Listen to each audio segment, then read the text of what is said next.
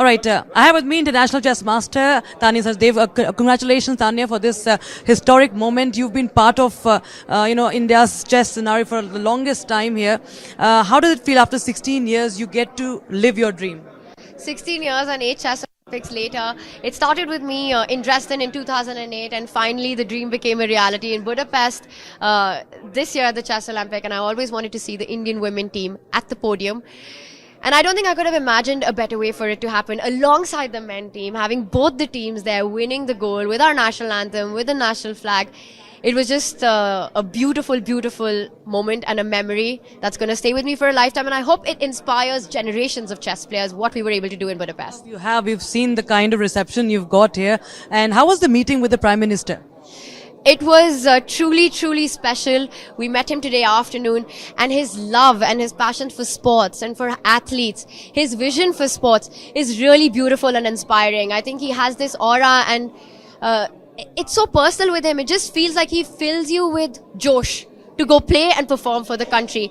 We learned a lot for him, lot of takeaways, and definitely a truly special moment for the Indian team.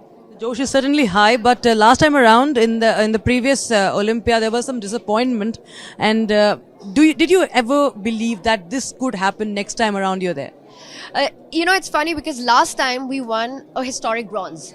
It was the first time that the Indian team won a bronze medal. But we were so close to the gold that it was difficult to feel the joy for it. So it felt more like a heartbreak, like the gold had been taken away rather than we had won the bronze. And to me personally, I thought that would be that would be my last Olympic, but it wasn't meant to be. And I think God's plan and had I think it shaped the team that went to play, the motivation that we went to play with, because when we reached there, we knew that after what had happened in Chennai, in Budapest, only the gold would satisfy us, and we went all out for it. Hope this is not your last Olympia.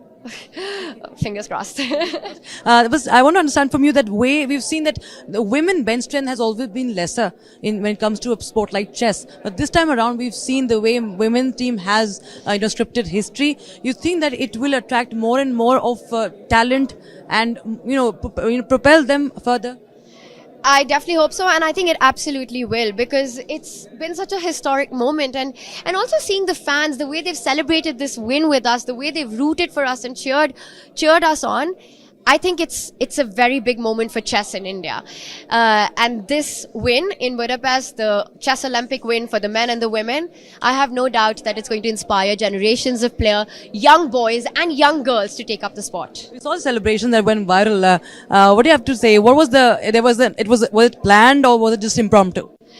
Well, we wanted to do something special, so we kept up the tradition of big moments, Messi, Rohit Sharma, and then we had to do it.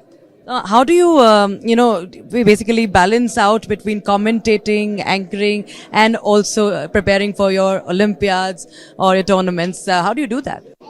It's very, very tough. And to be honest, since the team got selected, I haven't had a life. I was actually part of the broadcast for the Olympics, the Paris Olympics, the Summer Games. And then right after that, I had to change gears and go into training mode, played a tournament, again training, then reach Budapest just to get into shape. So it's been really tough the last few months, but this moment, everything feels worth it. So what's next from here on? Time to switch off?